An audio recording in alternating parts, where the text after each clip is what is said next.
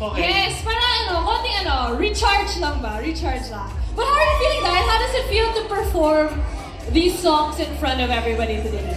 Nakakilig kasi ilang buwan ko siyang pinapakinggan just on my phone. And I wish those streams counted. Kasi this is one of the albums that I really like the songs that were on it. Kasi talagang na-proud ako sa sarili ko na grabe ako yung nagsulat ng ibang mga kanta dito. And also, the people I collaborated with are so creative. They're so good at what they do. So maraming salamat po to everyone who worked on this album with me. You guys are just amazing. Salamat. Yes, proud na si Darren of himself. But of course, all of us, proud din kay Darren, di ba guys?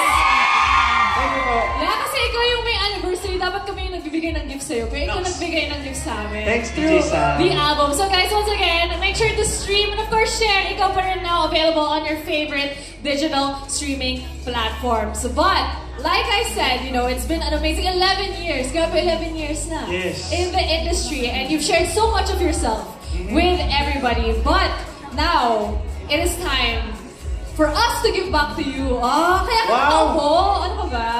Kaya ka nakaupo kasi may surprise kami. Di ba ito yung music video? Ay, sorry. Wala pa! Madami tayong surprise today. Madami tayong surprise today because the Darrenatics actually have a surprise for you. So, let's all watch this. Darrenatics, so cute. Yung taga-Qatar lang, parang palitan nyo na po yung nyo.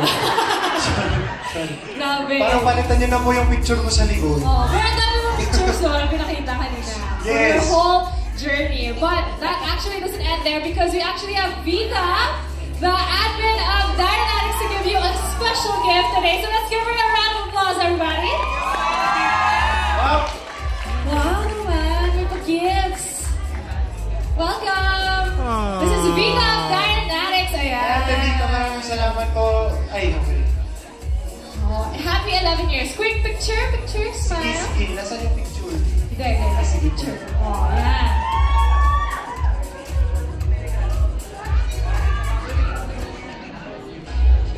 Diba? Ang daming gifts for Darren on his celebration. Thank you so much. Once again, Darrenatics, make some noise! Thank you so much. And of course, another gift, Darren. We just heard that Ikaw Pa Rin is #2 on iTunes charts. And all 13 songs have charted on iTunes charts. Grabe, all songs ha. What a beautiful day. What a beautiful day. Salamat po mga Darrenatics. Yes, and we have one more message from someone very special. Of course, we have Mr. Jonathan Manalo here. Dami mong kwento kanina, di ba? About Sir John. Ngayon na. Sir John po ang naka-witness na. His side of the story ever. Okay, yes. Darren, on behalf of your ABS-CBN Music family, your Star Music family, we'd like to congratulate you. Thank you, Sir John. On this beautiful album, sobrang talaga kami proud kasi kagabi pinapakinggan ko yung album na na-release na siya. Nakakamiss makinig ng solo pop superstar album. Nakikita ko ano yung pwede niyang gawin. Lahat ng kaya mong gawin nandun, Darren. Thank you. Simula sa bibitaw na, tapos hanggang Dayland, tapos yung mga mid-tempo songs, tapos merong ballads. Lahat kaya mong gawin. And then, nandito rin napakita natin yung songwriter era mo. You've written a lot of beautiful songs in the album and sobra kaming na-proud na nakita namin yung growth mo na yan and na-showcase natin lahat yun sa album mo na talagang worth the wait and sobrang napaproud kaming lahat sa ABS-CBN Music at sa Star Music na ma-present namin si Darren to the world. And again, thank you, Sir John. Salamat po. Congratulations. Ang dami po namin sa palakpakan kay Darren. Thank you, Sir John. Kasama ko po ito nagpupuyat. Grabe ka magpuyat para sa album na to, Sir John. Yung kanta nga na ginawa ninyo ni Angela. Yes. Ano yun? Nirecord namin yun. Flight ko na. Nagre-record kami. Lilipad na ako sa US. Opo. Nung madaling araw nun. Pero it's worth doing it. It's worth doing it. It's worth doing it. Thank you, Sir John. This album is really worth the wait from Bibitaw na up to this time. Binilang ko 3 years in the making. 3 years in the making. And pag pinakinggan mo naman talagang the best talaga. Thank you po. So proud. Shout out din kay DJ MOD for the beautiful songs na binigay niya dito sa album natin. Thank you, Darren. Thank you po. Congratulations. Thank you so much, Mr. Jonathan Manalo! Guys, 3 years in the making na to. Grabe, Darren. 3 years in the making, and it doesn't end there. Kasi madami tayong surprise for all of our Darrenatics. Kanina, na-mention nga ni Darren na may surprise din kami para sa inyong lahat. And that is a very special music video that we will premiere right now. Yes, and kanina, tinanong ko, madaming enthusiast ng kantang ko. So, once again, raise your hand if you're an ANAB enthusiast! Hey! And we have a surprise for all of you because we will have the exclusive premiere of ANAB right here, right now. But before that, Darren, kwento ka naman ng konti. Like, have you seen the final cut of ANAB? Kumusta naman? What was I your reaction? have. I'm so happy because this is the first time I worked with Yumi Us Manila on a music video. We've worked with projects before, pero first time sa music video. So I'm so glad with how it turned out, even though it was very last minute kasi nalaman namin na hindi papasok sa schedule kasi 1 month din akong wala because of our tour in the US, tas may konting bakasyon sa Canada. So we had to shoot it before I flew para sakto pagdating ko dito ready na siya. So we pulled it off, I'd say, pretty well, and I'm so happy with how everything turned out. And shout out to Ashley Del Mundo as well, kasi kahit last minute, she was game to do it. She was there, and she's always so easy to work with. One of my good friends as well in showbiz. Yeah. Grabe, I feel ko ongoing theme yung last minute, no? Parang, Yes, for the sound. Grabe yung nagagawa ni Darren pag last minute. Grabe. And we're so excited for this music video. So if you could describe this music video in 3 words, how would you describe it? This music video, I'd say it's vibey because of the way the song was made by DJ MOD, and also it's danceable kasi kasama ko dito yung Maneuvers Ignite as well, choreographed by Coach Josh. And what else? It's very retro themed. So ayun, in 3 words, it's vibey, danceable, retro. Oh, so guys, ready na ba kayo?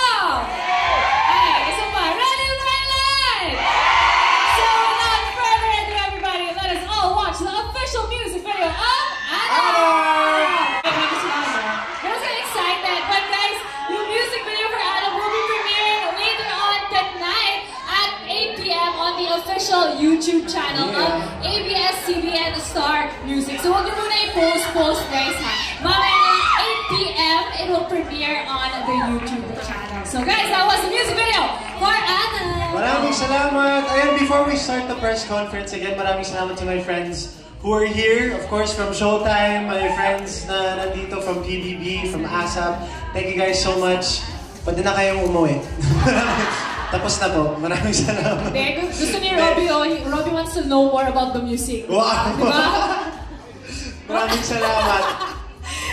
Grabe, but now we're actually going to have some questions from our media friends, Darren. So please do take a seat with us here, and I will be calling on our media friends to ask their questions. Somebody will come to you with a mic. So ready ka na ba, Darren? All right, Questions. go. Okay, let's start off with Miss Jacqueline Ortega from Soundcheck Manila. Miss Jacqueline, I saw you there, over there. We'll just get a mic for you, do not worry. The mic will go to you. Oh, and before anything else, also, soundcheck, soundcheck yung sa supplier naman for the LEDs. Ayun, thank you soundcheck kay Tito Gary po ulit. You guys are the best. So iba naman po kami. Ibang soundcheck naman. Ibang soundcheck. The media outlets. Tama. Yes, media naman po. Hi, congrats Darren! Thank you po. On your successful album. I remember watching you nung sa New Frontier Theater.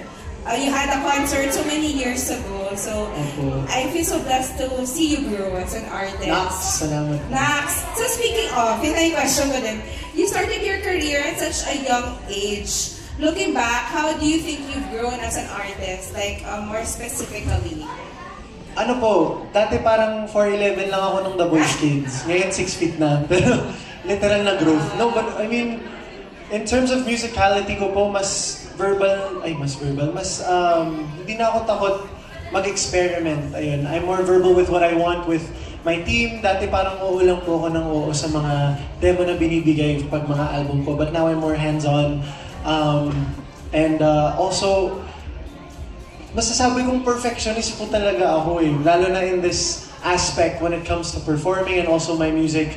I'd say I'm really a perfectionist. Kaya parang isa rin yun sa mga masasabi kong growth in the industry as well. And what else? I guess I've learned to grow with the industry, if that makes sense. Kasi parang ang dami kong adjustments, especially from being such an introvert as a guy from Canada ngayon. I know how to host na nga ako ng Showtime ngayon. So, lumalabas yung personality ko lalo. So, that's some of the things I worked on with myself, and I'd say that's also part of my growth din. So, yun po. Congrats, and congrats again, and nice to meet you. Salamat po. Thank you. Thank you so much, Ms. Jacqueline, for your question. Now let's get to Julian Mauricio. Julian, are you here? Julian? Oh, there. Julian! Ay, where's Julian? Ayan. Please do not be shy. Ayan. Hello po. Hello po. Hey. The Voice Kids pa lang. Kuya Julian was one of the first who interviewed me also. Full circle moment din pala. So, nakapag ano ka, you've released singles over the last few years, pero yung last proper album mo was medyo matagal na. 2017. 2017. 8 years. Bakit ang tagal between full albums? Was there a specific reason kung bakit? Actually, hindi rin po namin namalayan na ang dami ng taon na nakalipas. We didn't like intentionally mean to make it this long before I released another album. But throughout the years since my last album in 2017, ang dami rin po kasing naging special projects like for Disney and also for ASEAN and stuff like that I didn't even know that I should be making my original music din. I should be releasing an album and stuff like that. Na parang nakontento na rin po ako siguro sa mga live performances na ginagawa ko on TV as well, like on ASAP and stuff like that. And parang when I became part of the Star Music family, that was one of their first goals, was to release an album with me. Kaya yun, nabigyan na ng pansin yung album, and it's finally here, and I'm just so happy with how it turned out. I didn't even realize it's been 8 years. Akala ko po 5 lang, mga ganun. Tapos pagka-check ko sa discography ko, 2017 pa pala yung huli. So maririnig nyo rin yung difference ng boses ko from 2017, where I was just 16 years old, and now I'm 24. So yeah, crazy. Opo. And pahabol lang na question. On this album, you composed and wrote a lot of the songs. If I'm not mistaken, mga 90% ata? Hindi na, siguro po mga 40%. Yeah. Could you talk about your creative process in general? Syempre, iba na ngayon, no? Since you're older and more mature, I'm sure it's different now compared sa mga first attempts mo at writing music. Ano na nag-iba, and what is the process like now? I'd say the process for writing my music now, it comes from anything po talaga. There's so many different ways I get inspiration. It can be, minsan may kwento lang yung mga kaibigan ko, sinusulat ko na yung experience nila na ganun, or something I also saw in a movie or a TV show. It can also be from personal experiences. So, kung titignan niyo po yung album, yung mga sinulat ko, ano sila eh, they don't coincide with one another. Bibitaw na, tapos yung next na nirelease ko, Iyo, which is a love song, tapos nag-release ako ng parang breakup song ulit, yung Hanggang Kailan. So, it's really different topics and different genres, and I feel like that's also a way for me to explore my musicality as well. So parang I don't want to stick to just one genre or just one theme. So yun po yung creative process ko. And when I write songs, magkasabay na po yung lyrics tsaka melody na nire-record ko sa phone ko na naka-demo. Tapos pinapasa ko na lang kay Sir Jonathan. And then, ayun, he gets it arranged. And we get to the studio, and that's pretty much how we do our songs, how we record the ones that I wrote po. Tapos yung mga iba naman na nasa album, they came from demos. And I'm very lucky to be able to work with such talented artists like Kuya Tyro, DJ MOD, and all of the other songwriters, si Sir Jonathan as well. So, yeah, ayun po yung creative process namin. Thanks, D. Thank you po. Thank you so much to Julian for your questions. Now we have questions from Jella De Vera and Rel Jordan Salazar from Manila Concert Junkies, where I will be asking. So we were just talking about the themes on the album. So sakto yung question nila. Please take us through the preparations for this album. What were some of your inspirations or themes that you wanted to explore for the songs? Inspirations or themes? Ayun nga, parang yung ibang kanta ko galing sa pelikula na pinanood ko, yung iba naman galing sa mga kwento ng mga kaibigan ko, like a personal experience that they're experiencing within that moment. So, it's just how I write. And then also, EO was a lot easier to write kasi may tema kong kailangang sundan, which was the love story of Caroline and Bingo dun sa Can't Buy Me Love. So, ganun yung mga creative process ng songwriting ko. Yeah. Love that. I mean, grabe no, you're able to make songs out of experiences. What a talent. Oh, maraming salamat.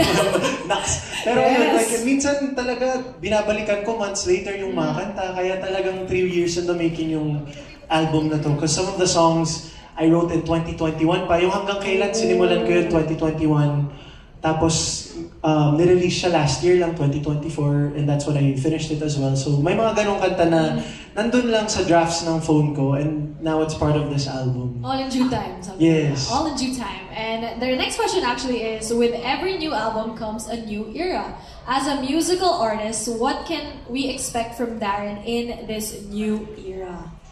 In this new era, well, I used to be someone who didn't want to sing his original songs. Yung parang pag iimbitahan ako for a corporate event or a mall show, yung puro covers yung kinakanta ko kasi feeling ko parang, dito mas mag-e-enjoy yung tao, mas makaka-relate yung tao dito, not knowing na dapat, as an artist, dapat alam mo sa sarili mo na you should be singing your own songs. Yun din yung isa sa mga sinabi sa akin ng mga, nung nakausap ko sina Sir Jonathan, sina Mama Reg, yung parang mag-release ka lang ng mag-release. Si Ate Sara nagsabi din sa akin na parang, hindi ka ba nagsusulat? Sabi ko, tinatry ko po. Sabi niya, pero may na-release ka na. Sabi ko, parang ayokong gawin.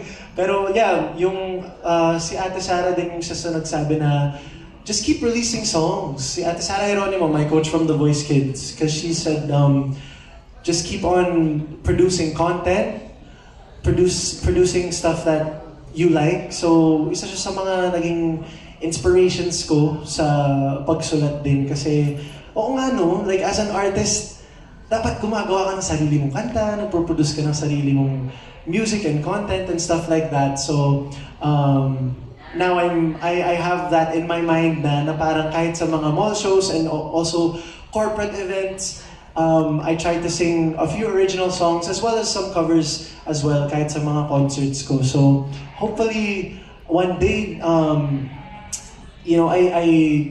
can do a concert na kahit 80% original songs, no, or even more than. So yun, it's a goal of mine. Pero now I am on the road to that. Yung singing more of my original songs sa mga performances. Yes! Di ba Dynatics, kaya ni Darren yan? Minanifest na natin from this day. Mark yun na sa calendar ninyo. Yan. Okay, so our next question is coming from Alan Sancon from Stars Photog. Alan, are you here? Oh, there! Hello Alan! Hey, congratulations Darren sa iyong album. Salamat po. So, nagulat na kami ngayon na kami naka-attend ng album launch na yung mga celebrity friends mo is here. Yung tanong pa lang related to that, ano ka ba bilang kaibigan? Why they are so supportive with you? Especially on this milestone of your career, yung album launch mo. Wala, ayoko namang magyabang. Wow, pero hindi kasi sinasabi rin po nila na I don't know, reliable daw ako na kaibigan. Yung parang I show up for my friends, I show up for people. Yes! Nag-agree sila. Maraming salamat. Nag-agree sila. Pero ayun, like parang I've learned to put my energy into people who also reciprocate the energy I give them. Yeah. So, ayun. Yung mga taong nakita nyo dito, sila yung iba sa ilan sa mga day one ko, sila yung talagang, yung iba dyan, The Voice Kids pa lang, like Kuya Robbie, sina Enchong, they've been so supportive ever since The Voice Kids. And until now, they're still here sa album launch ko. So, I'm really blessed to have friends that I can also call my family. So, ayun. What else? Siguro, dahil galante din ako. Wow, nice!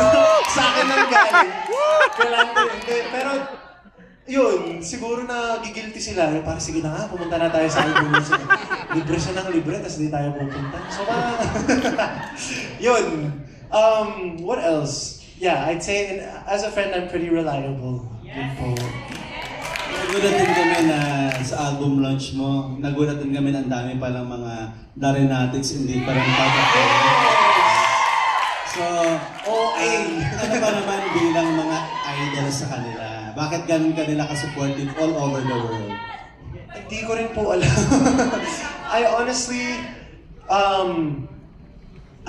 can't thank the Darenatics enough kasi sila po talaga yung sumuporta since The Voice Kids. Kung wala sila, wala rin ako dito kasi sila yung naniwala sa akin sa industriyang ito. Hindi man ako nanalo sa The Voice Kids, pero andyan pa rin sila supporting and believing in me. Until today, alam mo yung hindi ko alam kung paano kayo papasalamatan, and I just love you guys so much. And thank you for being part of this journey for the past 11 years. May mga nakilala ako na iba't ibang era sila pumasok sa Darenatics fandom. Merong mga recently lang during the pandemic, merong mga iba since The Voice Kids pa. So, maraming salamat for growing up with me as well. 11 years, hindi yung biro. Yung iba dito na, I love you too! Yung iba dito nakilala ko, mga estudyante pa sila. Oo, yung iba dito, single pa sila noon. Ngayon yung nakagraduate na yung karamihan, may mga love life na. Gano'n, so, yung Darenatics yung mga taong I'd say I grew up with, I'm growing old with as well. Yun. Last na lang about your album. Yes po. Ikaw pa rin, di ba? Isa sa mga talagang sumikat itong yung eviction night mo song na paalam muna sandali, di ba? So, in-expect mo bang ganun ka magiging masikat yun? At nakakagulat na yung best friend mo pa yung unang na-evict. Yes! So, isip pa yung unang na-evict at yung unang inalaya mo kanta para sa kanya. Kaya talagang minadali ko pong i-record kasi sabi ko, ay parang siya talaga. Pero, hindi po namin in-expect na magiging ganun yung reception ng tao sa Paalam Muna Sandali because parang namimili na dapat sina Direk Lawrence sa ibang mga original songs ni Sir Jonathan para gawing eviction song. Pero Sir Jonathan pitched this song na ginawa niya, Paalam Muna Sandali, and he wanted me to interpret it. Tsaka sinabi ko na Sir John, baka hindi po talaga umabot. Pwedeng ibang artist na lang yung pakantahin nyo and stuff like that. But he really waited for me, which I'm so grateful for Sir John. Maraming salamat. Talagang hinintay niya akong makalapag. Kahit dumiretso ako galing na iyat, it was all worth it. And I'm glad that it turned out to be the way that it is now with the reception of all the viewers of PBB. And ewan natin, baka bukas marinig ulit natin sa big night. So, ayun. Maraming salamat sa lahat ng nag-stream. Nakita rin namin yung grow mo since day one ng The Voice. Thank you po. Congratulations, Zara. Salamat po. Thank you so much, Sir Alan, for your questions. Now we have Sir Patrick Villanueva of Business Mirror. Ayan, just beside Sir Alan. Ayan. Perfect. Hello po. Hi, good afternoon. Congratulations sa new album. Thank you po. Upo na lang ako sa mga camera. So, for the question lang naman is, for the new album, kanino mo siya parang dinededicate? Or maybe the better question would be, sino yung dapat makinig sa whole album? Honestly, I think, I don't know who to dedicate this to, but I dedicate it to everyone who loves music. I dedicate it to everyone who... You love music? I do too, but honestly, sa mga music lovers po, isa to sa mga albums that I hope they can listen to, and I dedicate it to everyone who just wants to be able to listen to something na easy listening and kayang sabayan yung mga songs. And of course, I dedicate this album to all the Darrenatics who have waited for 8 years. Grabe, I dedicate this to you guys kasi 8 years kayong naghintay for a new album, for new music. So, ayun po. Who else would I dedicate this to? I'd say, parang, ang hirap kasing i-dedicate yung buong album kasi magkakaibang tema yung mga kanta eh. So, yeah, yun. Sa Darrenatics na lang. Congratulations again for... Thank you po. Salamat po. Thank you po. And speaking of the album, we have another surprise for everybody actually. Wow. Guys, another surprise because Darren loves you so much. Darren's Ikaw Pa Rin album will have a physical CD release. So, diba? 8 years kayo nag-intay. Sabi ko okay na. 8 years kayo nag-intay. Kaya bonggang-bongga na yung release ni Darren. So once again, Darren's Ikaw Pa Rin album will have a physical CD release soon for updates. Yes, that's what I'm excited. For updates on the release date and where you can pre-order your copy, make sure to follow ABS-CBN Star Music on their official social media pages. And so may physical copy na kayo. Nakamiss na yung mga physical CD. Yes. Bumabalik na siya. It's very nostalgic. Sa lahat ng mga nagtapon na ng CD player, bili po kayo. Oo nga, Yes. CD player po. Sino ba dito may mga CD player Oo, pa? sino? Yan. Sa sasakyan. May mga sasakyan may CD player pa. Doon yun na lang pakinggan. Oo, so pre-order na kayo guys ha. So follow ABS-CBN Star Music on their social media platforms to that. So now let's get back to our questions. We have Ana Padua of Mix. I saw Ana a while ago. Ana, are you here? Ayun. Okay, so hi Darren, congratulations. So fans and the Darrenatics have grown with you since you were a teen performer, since The Voice Kids pa. So how do you hope they will see you through your new music? Do you think that Ikaw Pa Rin represents closure, a new beginning, or is it both? I'd say it presents more of a new beginning po talaga. It's a new, like I said earlier, it's a new era for me. And you can hear the musicality change with like throughout the years sa discography ko. And now mas alam ko na yung gusto kong ilabas na mga songs. I know what I want to produce. And so yeah, it's the start of a new era. Tsaka parang lagi kong sinasabi yun sa mga interviews ko, it's a more mature side of Darren. So it's a different side of Darren. Mas matandang Darren yung maririnig nyo. Pero totoo talaga kasi siya. Yung, I feel like I just continue to grow in the music industry. And I never stop learning as well. So that's why I feel like with every release, there's more maturity that comes with it. There's more lessons and there's more learnings. There's more growth with every release that I do po. Yeah. Okay, so last question. Since you mentioned growth and lessons na rin, since this is your 11th year in the OPM industry, what has been the most important lesson you've learned in that time? To love your own music. Yun nga yung sinabi ko kanina, yung parang dati nahihiya akong mag-perform ng sarili kong mga kanta.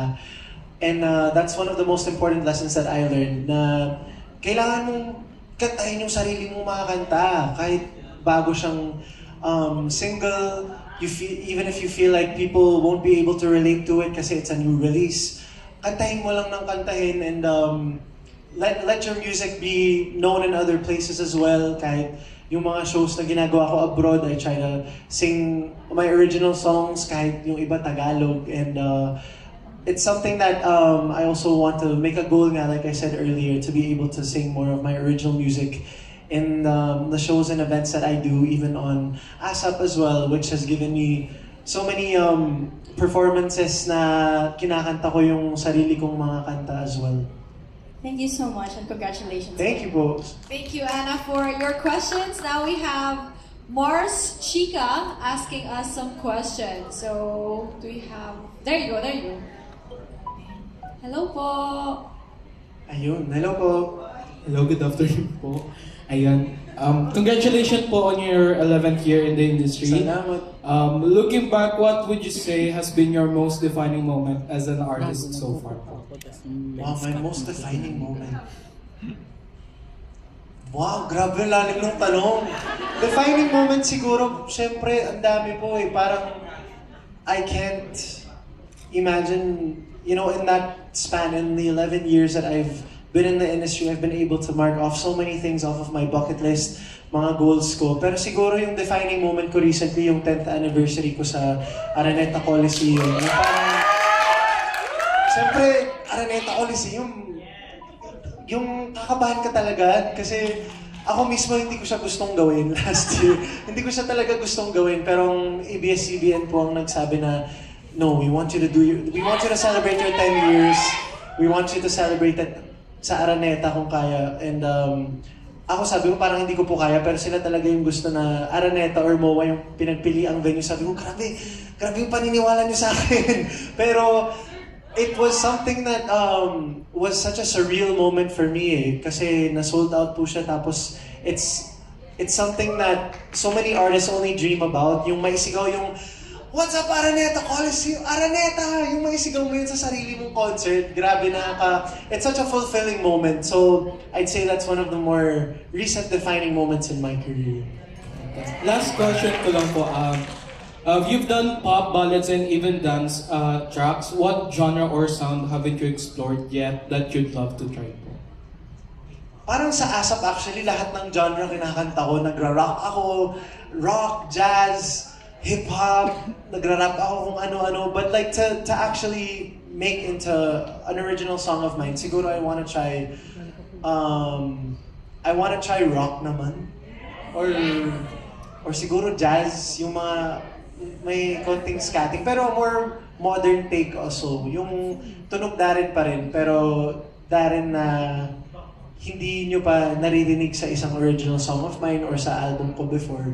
So, ayun, siguro. I feel like that would be fun kasi lagi rin kaming nag-experiment ni Sir Jonathan sa studio with different sounds and different songs. Thank you po and congrats. Maraming salamat. Thank you so much. Now our next questions come from Chris Lane de Malanta of Home Radio 97.9. Hello po. Hi. Home Radio! Yes. Yung question ko is there any song in the album na i-dedicate mo sa mga fans natin? Yung Ikaw Pa Rin, yan talaga. Kaya po, yan yung title, no? Ikaw Pa Rin by DJ MOD. It's really a song that you can dedicate to your loved ones, to your friends, your family. And yun nga, parang celebrating 11 years din, tsaka having the Darren Addicts there with me throughout all this time. Ikaw Pa Rin was the song that we chose to have as the album title para talaga sa kanila yun. Yun po. And since multi-talented ka, may mga pangarap ka ba bang ma-achieve in life? Salamat. Since nakarating ka na sa 11 years? May mga gusto pa ba akong ma-achieve? Siguro to release a single internationally, yun yung isa sa mga goals ng ABS-CBN Music for me. And what else? I feel like that's one of the first few things that I want to do muna. Like, little by little. So yun muna, release music internationally naman. Yun po. Thank you po. Thank you for your questions. Now we have questions from Ted Claudio of whatsup.ph, which I will ask. Yes. So, what's up? If you have a time machine, and can go back in time, what song do you want to sing again for the first time and experience that moment again? Wow, a song I want to sing again for the first time. Siguro, Domino. Yung... It's hard, huh? Oh yeah, actually, ang dami. Pero parang gusto kong balikan yung... ang daming tumatakbo sa isip ko na moments. What's a song I want to sing again for the first time? Siguro it would be Domino. Yes! Yeah. Bakit Domino? That was another defining moment in my career, no? Like, the moment I stepped onto the stage of the blind auditions ng The Voice Kids, yun yung talagang tumatak sa akin eh. Tinawag na akong... Sa'yo din! Tinawag na akong Mr. Domino and nakarating pa siya sa newspaper outlets and news outlets sa amin sa Canada. So, it's something I want to relive again, siguro yung Domino, which I I kind of do every anniversary event ko, like ginawa ko siya dun sa Araneta last year also. So it's always something that is very nostalgic for me, yung Domino. But that's crazy going back to that moment. Yes. Grabe yung sobra. kaba or something, excitement. Yeah, I want to relive that moment. I want to sing it again for the first time. Yeah. Okay, so, I mean, one day, pag may time machine. Yes. One day. Okay, the next question is, what song in your new album is your personal favorite aside from the main track? Personal favorite? Ang Pinapakinggan dami. mo, like, recently? Yung on repeat talaga, yung Anap tsaka Di Makaramdam. Yung talaga. Tsaka yung Paano Kung Tayo Na Lang. Yung tatlong yun. Yeah. Versatile listening. Hindi, pero talagang it's on a rotation. Yung Paano Kung Tayo Na Lang, yung Di Makaramdam, Anap. Tapos yung dati pala namin ni Belle, na kagabi ko lang narinig for the first time na naka-master na kasi hindi ko pa siya narinig after we recorded it ng naka-mix. So, last night I was like, wow, ang ganda nung kinalabasan nung duet namin ni Belle. And what else? Paalam Mo Na Sandali. Those 5 songs. Yeah. I mean, it goes to show yung album na to has something for everyone, for every moment in your life. Yeah. And timing din, kasi yung dati is celebrating its 11th anniversary din this year. So, it's also a song made by Kuya Tyro and also Ate Yumi. Tapos, it was originally sung by Sam Concepcion and Ate Tipi Dos Santos. Ngayon naman, may version na po kami ni Bel Mariano. So, you guys can also stream it. And yun yung, isa sa mga nasa top 10 ng iTunes ngayon. So, thank you so much for supporting it. Yun po. Yeah, so more pa. Stream pa. Yeah. We're gonna share more. So, those were questions from Ted Claudia. Next, we have Jay of Certified Kapamilya. I will also ask their question. Your new album is titled Ikaw Pa Rin. Kaya fill in the blanks to what you feel now. Blank, ikaw pa rin ang blank. Wow! Ikaw pa rin ang gusto ko. Bilis na na. Ikaw pa rin ang gusto ko. Tama naman. Ikaw pa rin. Ikaw pa rin ang pipiliin ko. Yun. Dami lang questions, Oh. Okay, next. Okay, let's go to the next question. Can you share your favorite lyric sa mga kanta na nasa album mo? And kindly share why it's your favorite. Do you have a favorite lyric? Wow, throughout the whole album.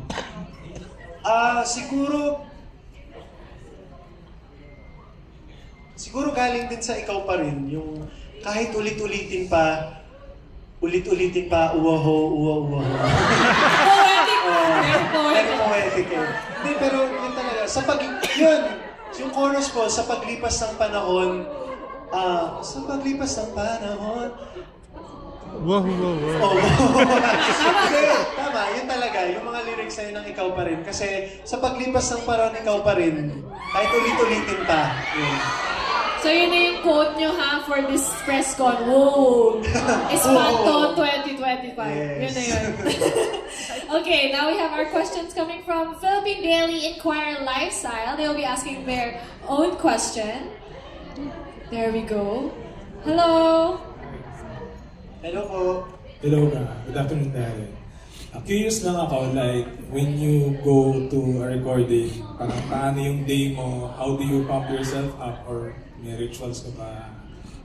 What's your state of it? Kapag nagre-record kami ni Sir John, gusto ko po yung maging efficient siya as possible. So, hindi kami yung type na nagsusulat pa lang sa recording studio or doon pa lang sisimulan yung kanta. Kasi we want it to be more efficient. So, pagdating doon, gawa na yung beat. Magre-record na lang po talaga ako ng vocals. And then, para ma-fast track din, si Sir John on the spot na siya nagbe-mix minsan ng vocals ko. Nagko-comp na siya para mas mabilis din matapos yung mismong mastering ng kanta. So, ganun kami ni Sir Jonathan. And minsan, magre-record kami umaga. Minsan, it can be as late as 2 a.m. na natatapos. Ganun. So, depende po sa availability din ni Sir Jonathan tsaka ng availability ko. So, yeah. Kaya din 3 years in the making. Yun po. Pero personally, like, how do you parang pump yourself up or get your mind into that? Parang may mga rituals ka rin ba na ginagawa or... Ayun, syempre, inaaral ko yung kanta before I get there para dire-diretso na yung recording process. Any rituals? Siguro, vocalization syempre is very important. Lalo na nung nirecord ko yung Paalam Mo Na Sandali, yung kailangan ko talagang mag-vocalize sa sasakyan papunta galing sa airport, papunta sa studio kasi grabe si Sir John pag nagsulat yung ang daming lyrics, ang daming mong kailangang bigkasin na words, tapos ang daming pinupuntahan ng mismong kanta. So, that was one of the more challenging songs that I recorded dito po sa album. So yun yung ilan sa mga rituals na ginagawa ko when I record. Yun.